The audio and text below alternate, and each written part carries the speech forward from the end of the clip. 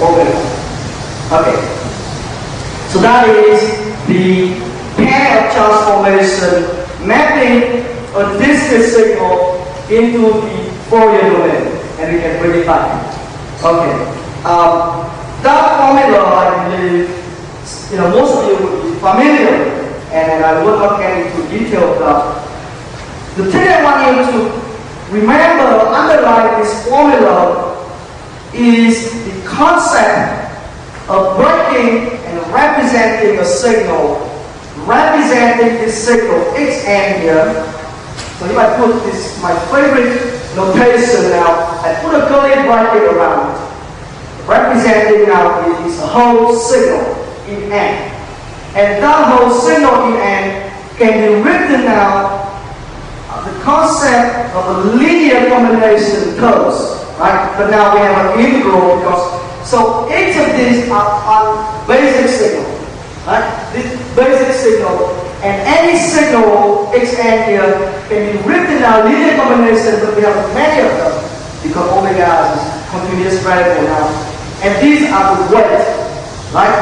So each omega here telling you how much of this component is present in the original signal. Okay, so that is the key concept.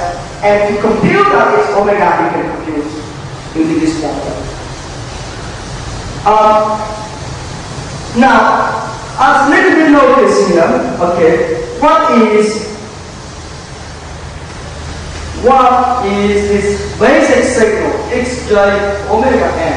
What is this basic signal?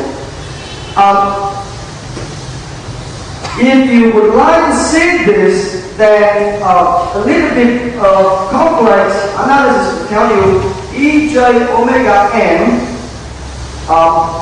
So what is it? You can use an Euler formula, right? You use Euler formula and it is just simply cos of omega n plus j of sine omega n. So it is simply a complex signal. Remember the signal. If I have n is a running variable. All different values n going from minus infinity, integer value to plus infinity, giving me this signal.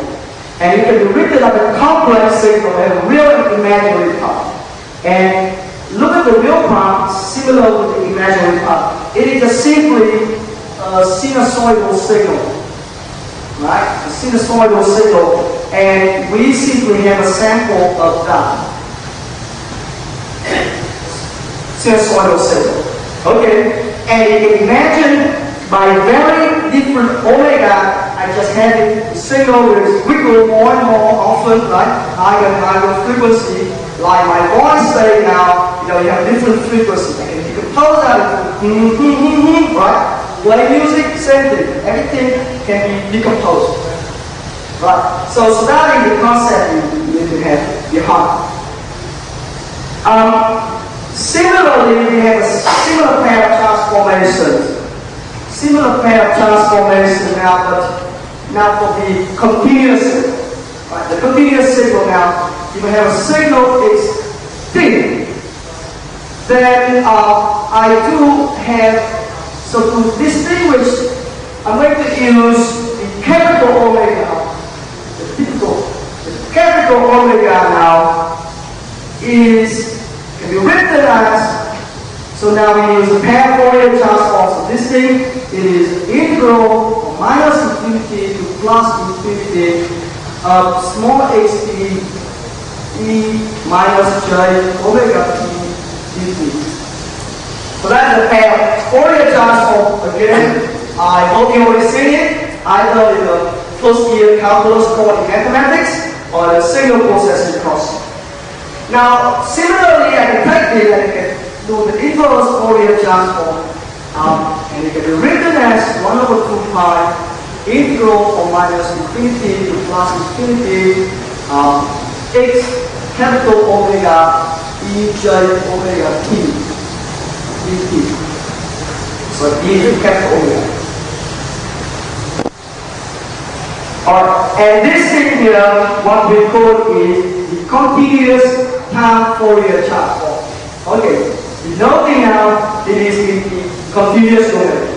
Right? Everyone now understand continuous domain because it is a t here is a continuous variable. When here is a discrete, n is a discrete variable. Okay. And similarly, you can understand that I can simply the Fourier transform allow me to decompose a signal into a linear combination in a general sense, because you have an integral here of this basic signal. Okay. And yesterday I showed you this kind of linear combination. You can think about it is simple finite linear combination if you are in the finite dimensional vector space. But here you can generalize them in infinite dimensional vector space. Okay, so that's the key concept. Because my experience in teaching Fourier transform for DSP course is no longer a formula that, but behind as engineers, right, we need to understand what does it mean, right? What does this formula mean, and use it effectively. Okay. So this is something I assume that you know. Okay, so today we're going to touch upon a very important topic, extremely important topic in DSP. This is the cornerstone of DSP. Is these two operations, these two transforms, does it have any relation? I have a signal, so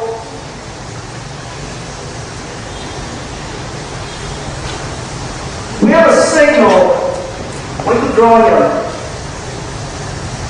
and have a signal here. So the xt here is some function in t. And the discrete signal, more of the time, they will be obtained by sample this signal. So if I'm going to sample this signal, when you sample them, and that giving me the set of sample here. Okay, so the question I'm going to say that, suppose that x of n is equal to, so I'm going to these two general formulas. So but now I don't want to even set x, so maybe I put a little s here, and I put a little s here.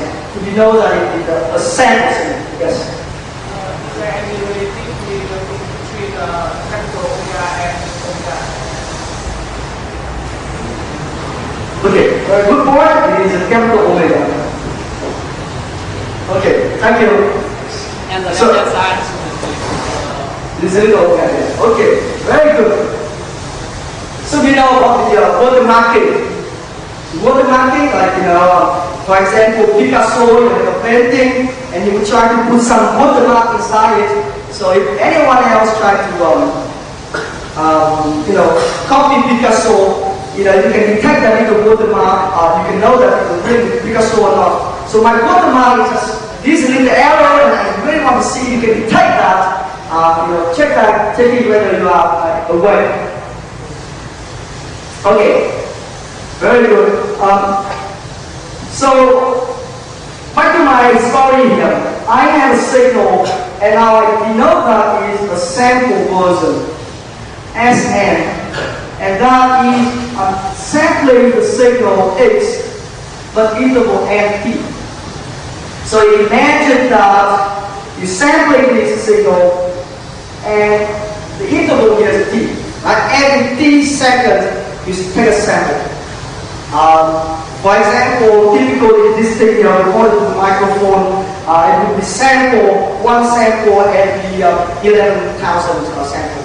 You sample 11 kilohertz. Okay?